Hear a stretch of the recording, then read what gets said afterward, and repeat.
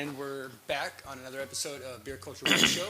And I'm here with my esteemed colleague, Justin.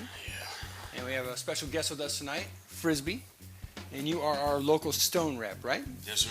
And you work for Stone Brewing, which makes you like way cool because you work for Stone Brewing. So you got like all the juice and all the cool beer. Very kind. Is your fridge just totally packed with amazing beer? It is. That's awesome. It Well, is. if anybody breaks into your house later, it's not me. Yeah. It wasn't me. Yeah. It's I didn't Justin. do it. It's Yeah. Justin. No, he's got enough crazy beer in his fridge. He's got his own. He's got like 2 fridges full of crazy beer. I don't know. Yeah, I'm running out of room to put it. I I might have got to edit overflow that out. there and overflow in there. Honestly, man, I should be sneaking into your house. Yeah, because your dude, he's fridge got- is legendary. It's true. Yeah, it's Yeah. legendary. It's Yeah. like out-of-state legendary, so which is a beautiful thing. Yep. All right, so in this episode of Beer Culture Web Show, we're going to be focusing on some Stone beers, and we're going to be talking a little bit about the Stone Enjoy By, which we have in front of us right now, which is the 4.20.14, which is what's the word? Devastatingly dank. There you go. 420. It's like some fancy special date or something, isn't it? Mm-hmm. Yeah. I'm excited about this beer, guys. Sweet. And they were going for that. I mean, obviously it's on 420. Everybody knows what 420 means, right? Right. You know, Yeah. 420 means smoke some weed, right? Devastatingly dank. Yeah. Devastatingly T-shirt. dank. Yeah. This- Super hoppy. It is. It's You know, that aroma of this one kind of reminds me of that Project Dank from La Cumbre. Cumbra, Project Dank with Cumbra. Yeah, I mean, it smells a lot different to me than the last few did. Yeah. A little more malt heavy, or No, just the hop flavor. It's more like, just like it says, it's a little more dank than it's been in the past. We had it the other night at the house, and we're fans of this one. This one's awesome. I'm really enjoying it. I like the carbonation still stays in the glass. Like, even though it's a big beer for an IPA, you're still getting that nice carbonation, a nice lacing in the glass. Yeah. Yeah, it stands up. It's good that there's not. I mean, there has been some variation, but I mean, for special releases like this, I don't think it should be the same every single time. I think it should be a little different here and there. Sometimes there were a couple that were kind of a little more different than some of the others, but yeah. But I mean, having a little variation, I think is good. That way, it's because if you want the same thing, you can just buy something that's out year round. If it's the same time every special release, it's nothing really to be Right. anticipating or be excited for. Now, the concept behind Enjoy By, if I got it right, correct me if I'm wrong, was that they wanted to get that message out there that IPAs need to be drank, consumed fresh. That's That right. was the message, right? Yeah. Now, how successful has the Enjoy By program been? Campaign, I guess you would call it. Enjoy By I think, campaign. Just lead off with this slide here. This is 420, 14, and this is like the map of pinpointing, Yeah. where we've sent deliveries. So we're excited that it's reaching coast to coast. Nice. Super exciting on that end. Yeah, that's all the way across. Very good. On the other end, just exciting that it's getting in the hands of beer fans, the craft beer drinkers. Yeah. I think it's so tasty that, getting your hands on it is sort of like, it feels good. It feels like you're getting a bottle of something that's going to taste great. We just want to put it in more people's hands. The challenge is brewing great beer and then also controlling, the distribution. Yeah, especially something like Enjoy By, you really want to get it out quick and get it off the shelf quick. Yeah. The whole goal is Enjoy By 420. Because this guy, it's what, a 35-day turnaround from bottle date to the date that you're supposed to drink it by, That's right? exactly right. Wow. Yeah. Now, is this the first time that you've done distribution to all markets with one release? To my knowledge, it's not. We've done it before, Okay. but it's utilizing. We recently doubled our packaging capacity and our brewing capacity. Okay. Basically, taking our brewery, doubling it, and that's enabled us to get the beer into more people's hands. Awesome. Which is really cool. The same very stringent recipes are going into every brew. One thing we're really excited about is Liberty Station in Point Loma. Right. Which is proven to be like a training ground, a launching path for new exciting beers. That's very, very cool. Yeah. I would love to go down and see that. That'd Yeah. be a great little thing to see. Because I've been to the brewery before. I've experienced the brewery. It's phenomenal. Yeah. We got real lucky with this is that a guy that watches our show religiously is out of Central California. I had posted on Facebook that I was hunting for a 420 and could not find it to do a shoot, and he actually shipped us a bottle. I also shipped us a couple of pretty phenomenal big stouts with that, but he shipped us a bottle of 420. And then me and Michelle went to Bevmo, and the guy at Bevmo knows me and was just like, hey, are you a Stone fan? I'm like, well, yeah, absolutely. Oh, I got 420 stashed in the back. I'm like, I will take a bottle, sir. I remember the first release. I mean, that's the way it was everywhere. If it wasn't sold out, like in a couple of hours, it was stashed. like, I got a couple left behind the counter. If you want one, you can have one. And then as the releases went by, it got a little more readily available. But I mean, it's never been just like sitting around for months at a time. It's when the people go out of the way to get a hold of, it seems. You have brought some notes. There's definitely some points you want to make. Now, it looks like you have notes for the guys. next Enjoy By. This is secret information we're going to put out. So. Yeah, I mean, what we're really excited about, guys, is growing as a brewery. And one thing we've been able to do, which is kind of cool, is spend a little bit more time like designing web pages and like our media department, like making just some really cool sort of like previews for some great kick-ass beers coming up. So I know we're drinking the 4.20.14 right now, but on Friday we'll be releasing the 5.16.14 and brand new Enjoy By. So it releases this Friday. So it releases this Friday. 35 days. For distribution on Monday. And Nice. so you'll find this in Palm Springs area starting Monday, April 14th. Okay. Delivery. And we just did a little countdown to when the bottling is going to begin. So when we're actually going to be start pouring beer into bottles. Pretty cool. Kind of brought up the slide before about like pinpointing where it is. Like this is straight off the website. Yeah, where it's going to be. We're super proud of, like, I definitely wanted to plug is Brandon Hernandez. He does a blog spot for Stone. That's just like really good. Like he's a great writer, and I'm just gonna want to get up the address. Yeah, it's blog.stonebrew.com. Okay. That's Brandon Hernandez's like blog spot for Stone. And right about now, that's going to come up on the bottom of the screen, so you guys can just track that down and check it out. Blog spot. Yeah, we'll make sure that runs on the screen right there. We'll plug that hardcore. Yeah, so what we've been really excited about is sort of like enhancing the beers, giving them a stage, letting them shine. It's been really fun, like shooting commercials and videos. Yeah. Just like having fun, like pouring it into a glass and watching the magic, that fresh poured beer does. It's been really fun, like on Twitter, just seeing like how much fan participation there is. Yeah. And it's so exciting always, like, going to beer festivals and just finding so much common ground. Yeah. Yeah. Nice. Speaking of beer festivals, I was just at the Equinox on Sunday. It's all the barrel-aged beer, and they had some interesting barrel-aged Stone stuff. They had Arrogant Bastard and Rye whiskey barrels, I think it was. They had the Cherry Chocolate Stout collab from a couple years ago That was a in really whiskey good barrels. beer. That was amazing. That had Yeah. to be like. Yeah, And it again, was. you asked a little earlier about adding sugars, at points. That's one right there. There was a layer for the cherry, there was a layer for the chocolate. Right. They Yeah. kept adding those and then into the barrel. Yeah. But that's been aging barrel for how long? That was a couple years ago. That collab. Yeah, they put that out a couple years ago, and I never had it fresh, but I mean, it was one of the ones I was definitely looking forward to trying down there, and it was. Now that was amazing. out back in that garden. Yeah, it was out in the garden area. They had the patio bar set up for all the Stone beers, and then they had different stations and booths set up for all the different taps and bottles they were pouring. I mean, but there was from every brewery you could think of the mixed barrel aged beers. I mean, there was Russian River, 50/50. There was Cascade. I mean, there was anything you could think of was there. I mean, it was a really good time. What was another one of your favorites?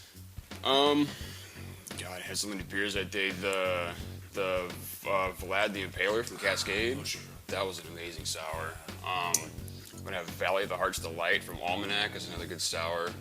I had the new Parabola, 2014 Parabola from Firestone. That was always good. In what order do you tend to drink these beers? Like, for example, your sours towards the end of the tasting? No. I mean, that one, we were just kind of wandering around, looking at the menu, seeing what looked good, seeing kind of what had a line and what didn't have a line. I think next time I'll probably have a little game plan put together as far as what I want to do and how I want to do it. Yeah, But yeah. that was we were just kind of wandering around, seeing seeing what sounded good and going and trying it. The longest lines of the day were Cascade and 50/50, but even then it was only like waiting maybe 5 minutes to get your pour, so it wasn't really too crazy. But I mean everything was really good. I mean there were only a couple of letdowns for me, but I mean overall everything was really good. That's awesome.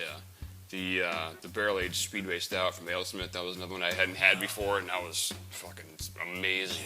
Yeah, I mean I gotta get a bottle of that next time they Speedway release that Stout stuff. is, Yeah. it's right up in there. Bourbon barrel aged, And that's for beer traders like us. I mean, the fact that we can walk into almost any store out here and buy a bottle of Speedway Stout off a shelf, that's trade power for us. That's just trade power.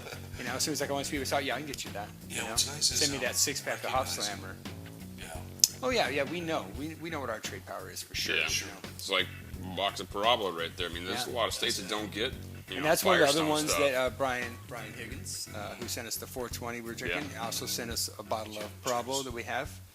And he sent us, I forget the name of the brewery, it's FMB. I've never even heard of them before. Figaro Mountain Brewing, right?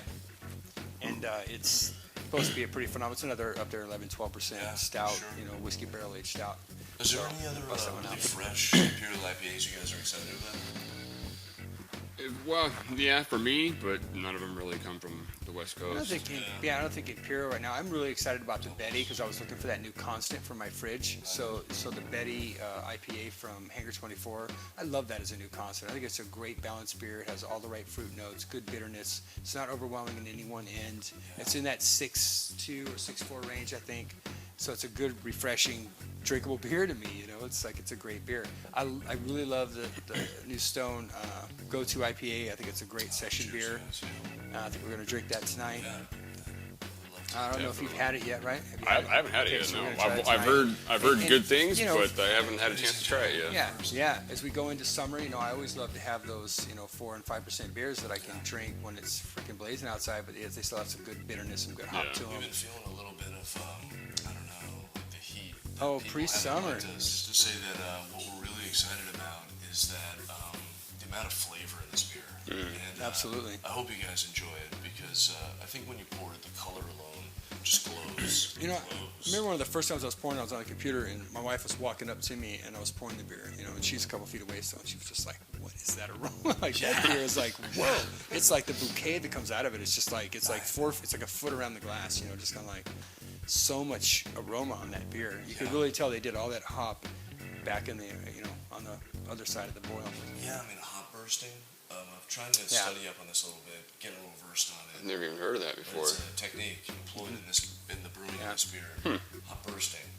And I think Trooper, just what you described, like a bouquet opening, Yeah. is the intention of the brewers, Yeah. masters. Well, I mean, aroma is a big part of the craft beer experience, man. And if the aroma's not there, then sometimes the flavor is not going to be the there last either. time somebody really innovated like the hop process, you had like Sierra Nevada created the torpedo, and they use that big torpedo to shoot that beer through there, and that's hence its name. And then Dogfish Head Brewing created the so many hops a minute for 60 minutes at a time, right? They created that process where they could drop hops every so many minutes.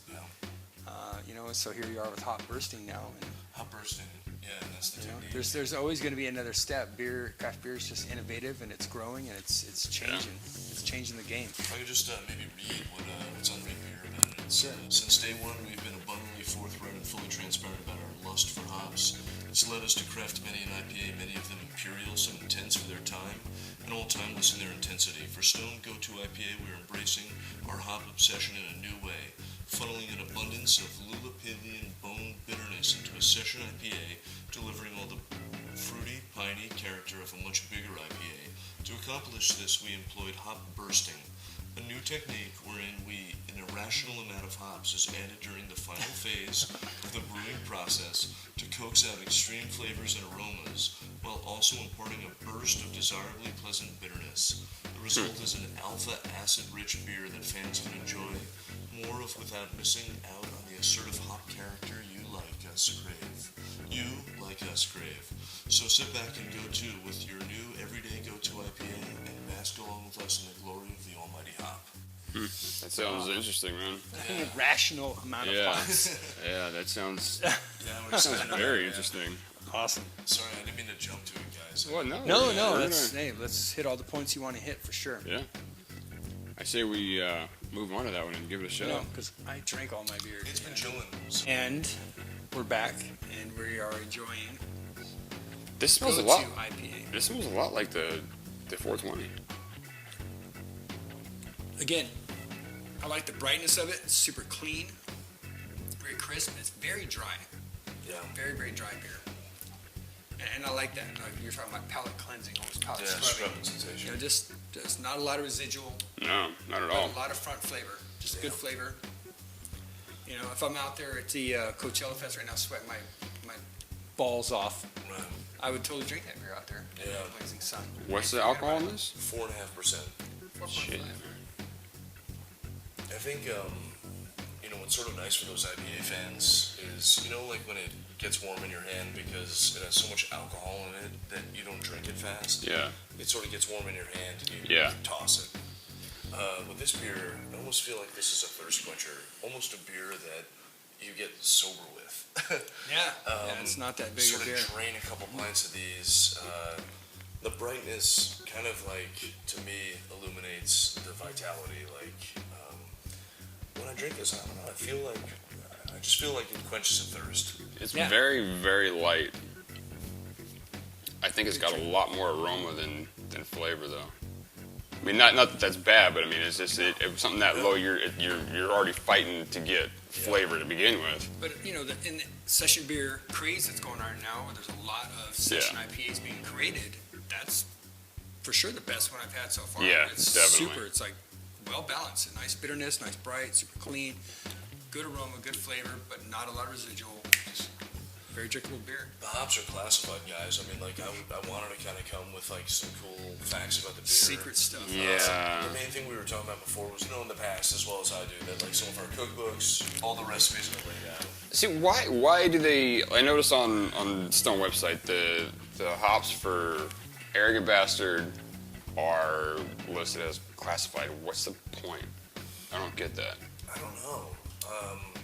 I mean, I think probably, I don't know. I really can't even speculate. I mean, I I know just you go on the homebrew forums, Yeah. because we're starting to do quite a bit with homebrewing and Yeah. brewing competitions and whatnot. You go on the brewing forums, and Chinook is the one that most people say is the one that gives them the closest profile resemblance. When they do clones, most brewers will say Chinook will give you that piney, resiny, funky flavor that you're really looking for. That's Yeah. very Arrogant Bastard. Yeah. What's been really exciting about Stone has been, watching the growth, but it's also been preserving the integrity and the quality. Yeah. And that's been a challenge. yeah. One thing we're really proud about is our web presence. Is like the Twitter feeds, is the Stone website, is the blog spot with Brandon Hernandez. Yeah. All of our fans know that they can get all the information from us first. And I think in terms of like what these hops are, I know that information is available. I mean, because you guys don't grow your own hops, do you? No, we have contracts. Right. Yeah. I think there's only like a handful of breweries that grow their own hops. right. And like Rogue, they grow all their own, for their Rogue Farm series, they grow all their own hops, their own malts. I mean, everything that they put in that beer, they supposedly grow I mean, I themselves. can tell you an interesting story when Mitch Steele was talking to us about the Stone Casticity beer, which is an interesting brew. We don't have it here tonight, but it's our Grapefruit Slam IPA. What's interesting about this beer is we said that it's brewed by Cook and Wagner out of Escondido, California. Yeah. And, to those of us who love Stone, that's obviously Greg Cook, Steve Wagner. Yeah, sure.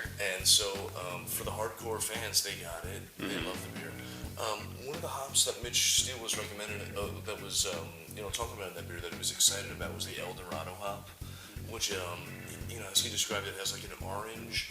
He said it was like orange wrapped in chocolate. Right. And I love that visual of orange wrapped in chocolate. That's. And it's such an amazing Sounds good. taste profile. Yeah. Like just so complicated. See, that beer, I mean, I knew it was Stone. I mean, apparently a lot of people didn't know it was Stone because you guys had to put out a little blog post about it and saying, hey, this is actually Stone. But I mean, a couple friends of mine were down at, I think, the 17th anniversary party and had Grapefruit Slam Ruination on tap. I mean, that was before there was ever any plan to put it in bottles. But I mean, I always thought that just sounded so amazing to me. And when I read about, Grapefruit Slam coming out, I was like, that's got to be, the Grapefruit Slam Ruination. And then the whole stuff, whatever, I don't even know what the hell it's called. But and once I got the bottle, I'm looking at the bottle, and I saw the Cook and Wagner thing on the back, and I'm like, this is all Stone. If you look at the bottle far enough away, you can see the gargoyle in the design on the front bottle too. But some people just didn't notice it, couldn't pick up on it. Right. But I mean, that's a good beer, man. Thanks, man.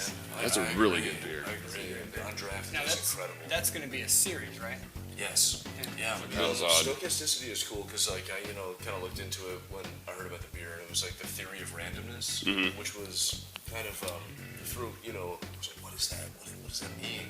Just how all these, various routes have, invariable have consequences that intersect or, run perpendicular to each other and have all these strange consequences. Kind of cool. Yeah, I think it's a really good idea. But the trap that I fell into, because you guys talked about it, was the stochasticity. Recently Stone said we have a second release in the series, and it was a cream ale brewed with helium. Yeah, I saw that too. Yeah, but people were kind of like, Well, I want to drink the beer. Sam Adams put out a video the same day. Yeah. It was for April Fools, but they did the same thing. They had we got this new helium beer coming out, does all this crazy shit when you drink it, and they did the same thing whenever Jim Cook was drinking it, like his voice went up, like he's inhaling helium. Yeah. It's good. Yeah, but no, I'm very interested to see what they do with that series from here on out. I mean, because it's something that they can, pretty much do whatever they want with and make whatever kind of style with, and people will buy it because it's, it's Stone. Keeping up with the demand of real craft beer heads. I mean, you got to keep new stuff on the shelf all the time. Yeah, we get bored definitely. fast. We have very short attention spans. It's not our fault. We are just beer snobs and beer geeks, and we love fresh new beer. Yeah. And so we walk in and see new labels on the shelf, and we're marketing whores. We're like, oh man, I gotta try that, I gotta try that, I gotta try that. We're Googling, we're checking rates, we're doing everything we can to wrap our brain around that new beer. And that's why we're traders, why we're always looking for the beers you can't get in this part of California. Yeah. Which is a very exciting thing in and among itself. For sure. Yeah. Frisbie, thanks for coming on this episode of Beer Culture Web Show. We super appreciate you coming on. Thank you, man. Thanks for bringing the Go To IPA Cheers, and guys. explaining to us some of the new stuff that's coming. We'll make sure we hit the blog spot that you mentioned on our page so that we can find that, track it down. Stone.blogspot.com. We'll definitely, and everybody go to the page and look at the new beer that's coming out. The new new Enjoy By is going to be 5/16/14. You said that's getting ready to drop here pretty soon. So That's we're right. excited about that. Yeah, that'll be in stores next Monday. 4/11, we'll be able to start getting that in stores. That's tomorrow. What is that? 4/11 is when it releases for 4/14 distribution. Yeah, that's just a few days away. Yeah. We have to go on the hunt for that one. Deal. All right. See you guys on the next episode. Beer Culture Web Show. Enjoy. Cheers. Cheers. No beers.